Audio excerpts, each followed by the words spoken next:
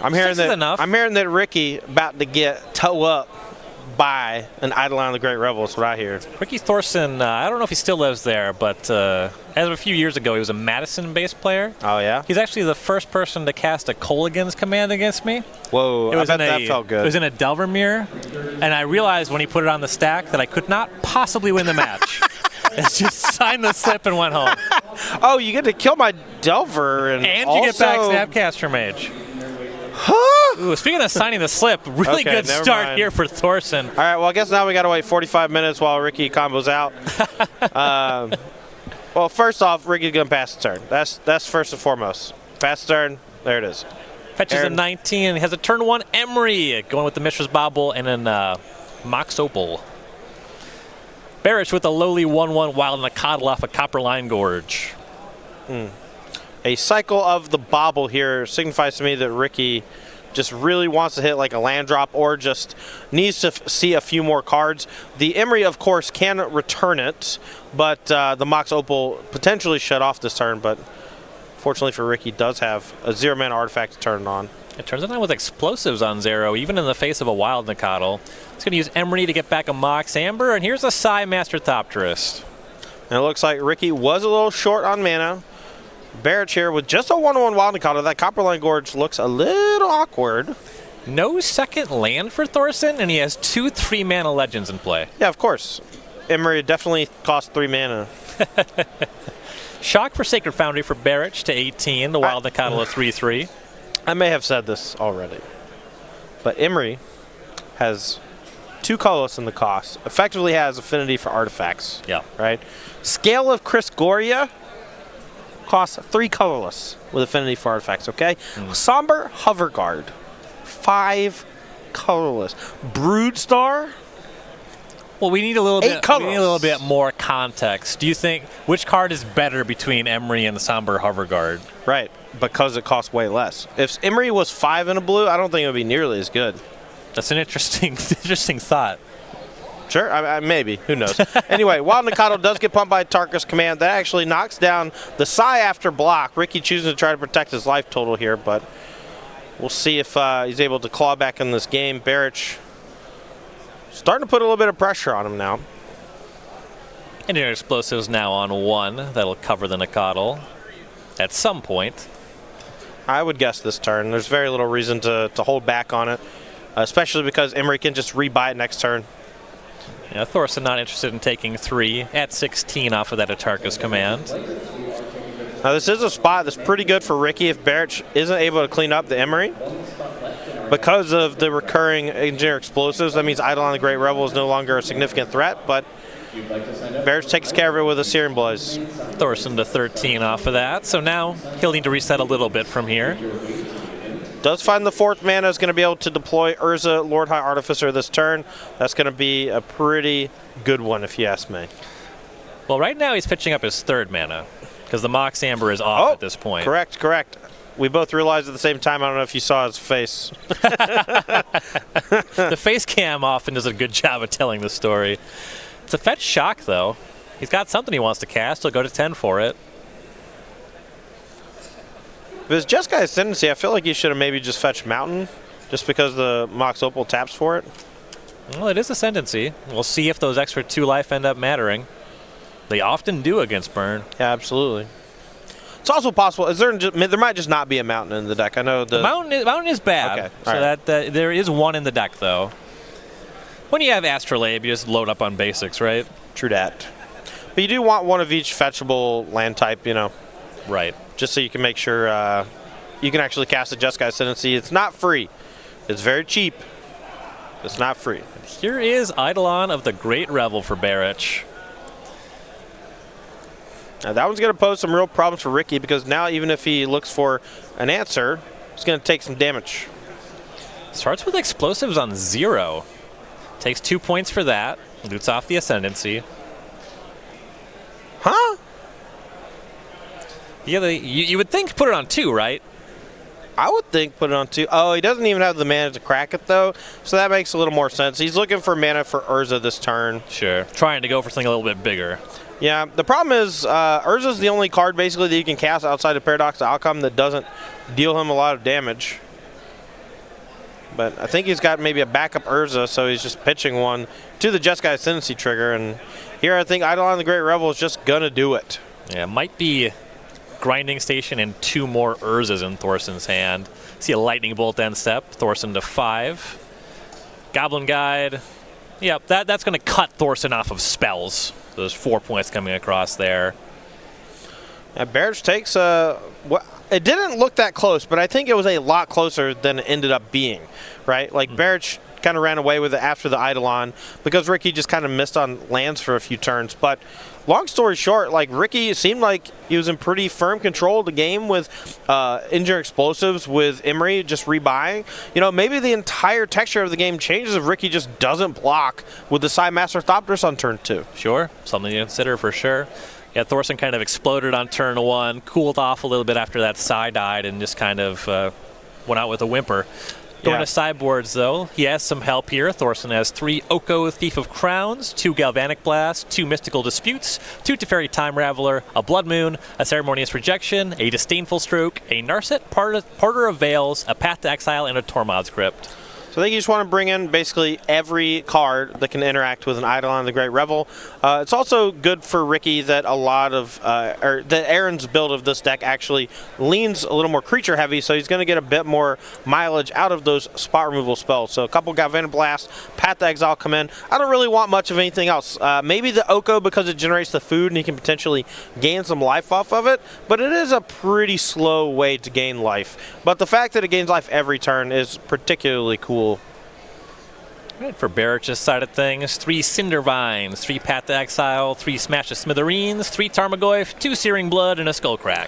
So I think we figured out the major reason why Barich is playing green. It's because Cinder Vines is a phenomenal sideboard card against these Urza Ascendancy decks. Not only does it deal them 1 damage whenever they cast a non-creature spell, but it also makes it so that you just have an extra answer to the likes of Jeskai Ascendancy. You can sometimes use it to blow up a Mox Opal if you want to. Acts a lot like Eidolon the Great Revel in a lot of spots, except it just deals deals damage for more permanents being cast. You know, like it hits them for the Paradox outcome on top of everything else. Yeah, makes sense. I would likely bring in Cinder Vines, Smash the Smithereens, leave Tarmogoyf on the sideline. That's not really the matchup for it. Skullcrack, I don't think really that worthwhile.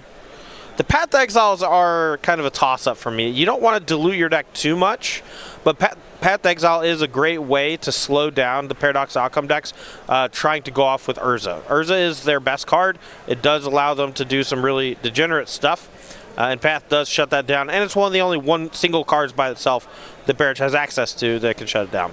So these are 2 pretty popular decks in Modern right now. We have Modern Regionals coming up next weekend. We want to tell you more about that tournament right now.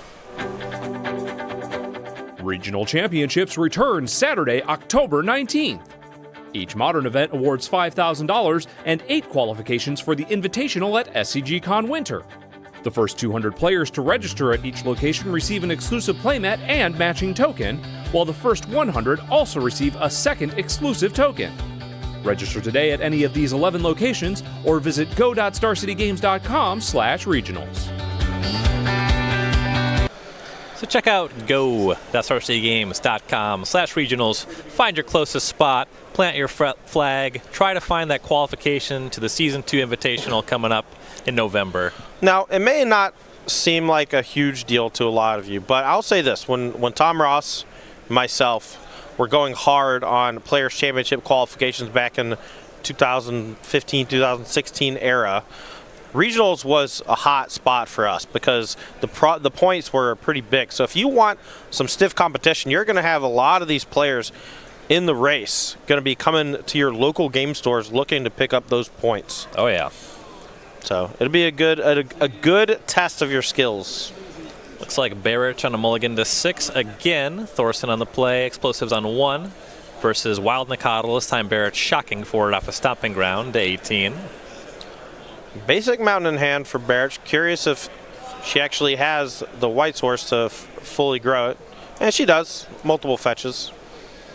Just a snow-covered island go, leaving up the Explosives was Thorson, and it catches the Nicodle on combat here. See, Barich is going to fetch. We'll see if it's 19 or 17. It was a red fetch, not a white fetch. You imagine she probably wants to get the full Naya online.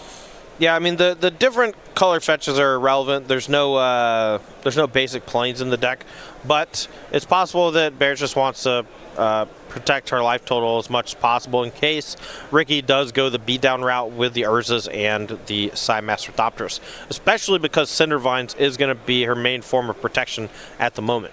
And there is Cindervines. It was just off basic mountain, so Barich at 17. Yeah, and Cindervines does not deal damage because of the Psy. It's non-creature. So Thorson shocked to 18 for that. Barich's next turn was just Wooded Foothills go. So we'll see how many Thopters Thorson does deploy. Starts with an Arkham's Astrolabe. So he'll take a point, draw a card, get a Thopter here. Right, and that's going to help just like produce a medium-sized clock for Thorson to potentially win this game before Barich can really catch back up. Perhaps Barich's draw put a lot of emphasis on the Wild Nicottle sticking around for a turn or two. Here's an attack for 1 with Psy. Barich to 16, fetching to 15 on the end step. Again, that 4 toughness on the Psy is particularly tough to deal with. So if Barich didn't bring in Path to Exile, they're going to need basically 2 burn spells to double up and kill it. Yeah, Psy demands a lot of attention. The card is pretty frustrating for us Lightning Bolt players. It can be. I'll say that. But a lot of times I think you just have to figure out a way to potentially ignore it. And especially when you're a Lightning Bolt deck, you just want to throw all the burn at the face. Because if you have to throw 2 Lightning Bolts at a Psy to kill it, you've basically lost the game already. Doesn't feel great. Now, Searing Blaze, a couple Searing Blazes at it, that's fine. That's a good one. It's a good time. Here's a Goblin Guide for Barich. It attacked, revealed Mox Opal. Not quite a land. No blocks. Thorson to 15. Now we'll go back Thorson's way. Curious how much damage Thorson's going to be willing to take this turn to deploy some stuff. Look, I saw like a Witching Well. Is it Witch's Well or Witching Well? Witching Well. Like Wishing Well, but with witches. Right. Got 4 it. witches? By witches. Mox Opal doing 1 to Thorson, making a Thopter.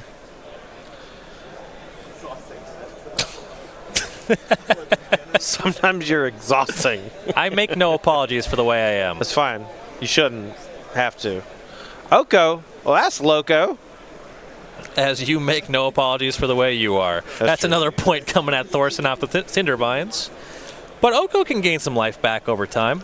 Yeah, now it's going to be up to Ricky whether or not he wants to just start generating some food tokens to potentially gain a bunch of like bursts of life over the next few turns, or if he just wants to start turning these Thopters or Astrolabes into 3/3s to close the game.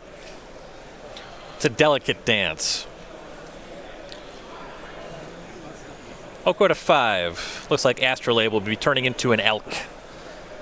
And getting smashed to smithereens, actually in response, because it's no longer an artifact when it becomes the 3/3. Correct. You cannot wait on that. If you do, then the window for Smash Smithereens is gone.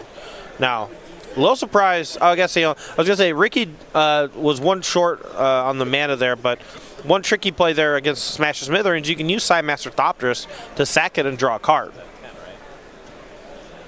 Yeah, Thorson to 10 off of that smash. Goblin Guide going to come in here. I have to imagine Thorson's going to double block. Yeah, there's 2 Thopters now. That would make sense. Guide reveals Galvanic Blast.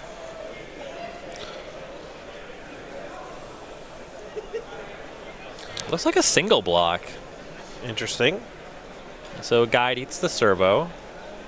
Could be in trouble against some kind of searing effect, I suppose. He knows he's not drawing an artifact. I don't know what's all in the hand. Well, I guess he also just has his red mana cut off if he double blocks, right? Because even a tick up on the Oko only makes 1 artifact to turn on the Mox Opal. Yeah, that makes sense. So Oko up to 7. Now the food token is going to probably put Ricky basically out of burn range over the next few turns. And that's really the strength of Oko as a sideboard option in this matchup. You know, you saw Barich kind of pivot towards more Disenchants, Cindervines, things of that nature. And Ricky has just gone full-blown Psy control with Oko on the top end as a way to generate food tokens to gain life. My memory's not what it used to be. Maybe you can confirm this, but has Cindervine's done more than 2 damage this game? It dealt damage from the Astrolabe and damage from the Oko. Make it 3 now off this outcome? Sure. So going to be just targeting Mox Opal here. I guess he wants to do this main phase so he can replay it, get a token off of Psy, and cast Galvanic Blast maybe. What I'm getting at is the Cindervines does not look Yeah, super no, impressive. I figured it out. Yeah. Yeah. But now it's done 4 damage. So it's and it can still be sacrificed to deal 2 more. Is another big part. True. 5 damage. Effectively 7. I don't think Barich would have a shot in this game without it, for whatever that's worth. Sure. I still think Barich is in a heap of trouble. If I'm Barich here, I might actually shoot down the food token with the Cindervines in response to the Mox Amber, because right now Ricky doesn't have a second mana source active. And you get to take out the food token, deal 2, keep him off of that 3. The problem is I don't think that Barich has 1 card that can deal 5 damage here, and that's really the breaking point. Yeah, Barich a little bit on the flooded side for a burn deck as well. Her last turn was just land go. Yeah, and I believe that the hand has 2 more lands in it, so. Something that is kind of curious. The departures from the stock burn deck as of late. She has the green splash. We usually see a lot of Horizon lands. Yeah. Looks like 1 Sunbaked Canyon, and that's it for Barich. Well, it's hard to fit a bunch of Sunbaked Canyons into the deck because you need fetches and shocks and extra duels for Wild Nacatl. Right. So that is definitely a loss there by playing the 3rd color. And you can't really afford to play something like Horizon Canopy, so it's either Sunbaked Canyon or bust. So Thorson ends that turn at 5 with 2 mana up to sacrifice the food. Or where did he use the food? I got blown up by the Cindervines. There it is. Cindervine's off the table. Barich did the thing that I said. Yeah, that makes sense. I was looking at the deck list. Yes. Apologies. It's okay. You don't always have to apologize for being smart and looking things up. Apologize for doing one part of my job instead of the other part simultaneously. Yeah. Here's Goblin Guide attacking, revealing Scalding Tarn. Thorson will pick that one up. And once again, looking at a single block, it looks like. All right, Barich's going to let the single block just happen. We'll see what she can pull off. Passing of the turn, don't feel like it's it. Now that Ricky can just tick up the Oko again, make another food token, potentially gain 3 more life. Now, if I'm Ricky, I basically do nothing for the rest of the game except try to trade off with Thopters against the Goblin Guide and gain life with Oko, you know? Yeah, just don't put yourself in more of a burn range than you're in. Right. Try to water in the life total and apply enough pressure. Makes sense.